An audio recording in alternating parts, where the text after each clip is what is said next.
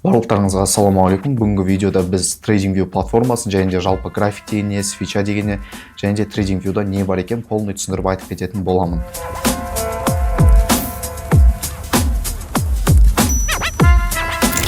Так, мынау бізде жалпы TradingViewға кірген кездегі бірінші ашылатын страница. Бұл жақта бізде көп лишний нәрселер бар. Уровеньдер деген сияқты мына жақта настройкаға кіреміз. Больше настройки, и осы жерден полностью настраивать етіп алатын болсақ, бізде полностью таза график шығатын болады. Мынадағыдай. Осы жерде таза график болады. Бұл жерде бізде не нәрсе бар? Ең бірінші графикте біз көріп тұрғанымыз ол бізде свечалар. Свеча дегеніміз не? Яғни бұл бізде японский свечи деп аталады. Мына жақта көріп тұрғаныңыздай, мына жақта проекция істедім. Цена бізде мына жерден ашылып, мына зонаға дейін жабылады. Бұл нәрсені біз тело деп айтамыз. Немесе мына жақтан жабылып, мына жақтан ашылды деген сияқты. Ал мына тұрған бізде екі таяқша астында үстінде.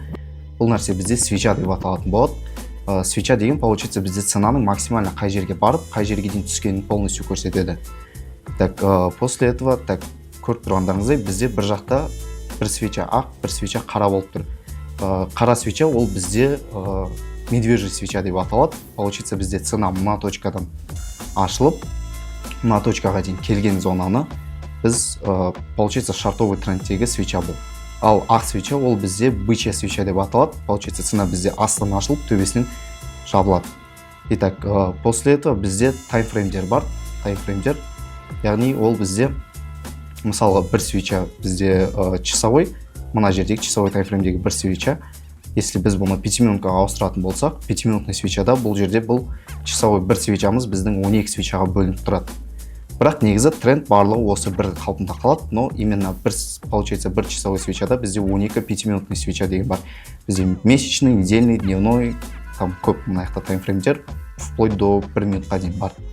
Итак, енді бізде мына жақта қарап тұрғандарыңыздай инструменттер бар. Ол ең бастысы бізде лонг пен шорттың позиция ашатын инструменті. Получается, бізде мына жақта take profit, stop loss, мына жақта да то же самое take profit, stop loss.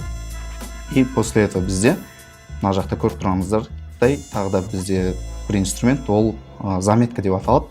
Мына жаққа бізде заметка қойып текстін жазып алсақ болады. И после этого бізде карандаш. Карандашта сіздер графикте не бар, соның бәрін сызып көріп алсаңыздар болады. После этого бізде тағы да линия тренда деген бар. Линия тренда бізде ликвидность немесе басқа да инструменттерді қолданып өздеріңіздің зоналарын сызып алсаңыздар болады. И после этого прямоугольник. Прямоугольник бізде имбалансын зоналарын немесе пой зоналарды белгілеуге керек болады.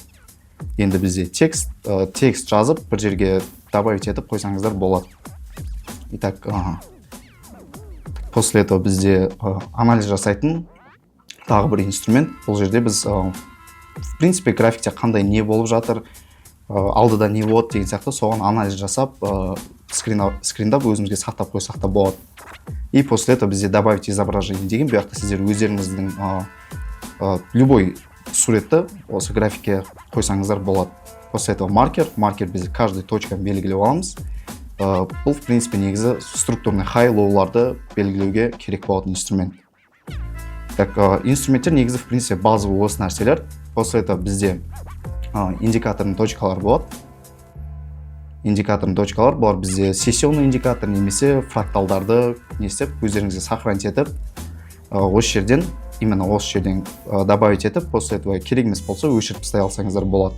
И осы жерде тоже настройки бар, индикаторлар настройканы осы жерден жөндеп алсаңыздар болады.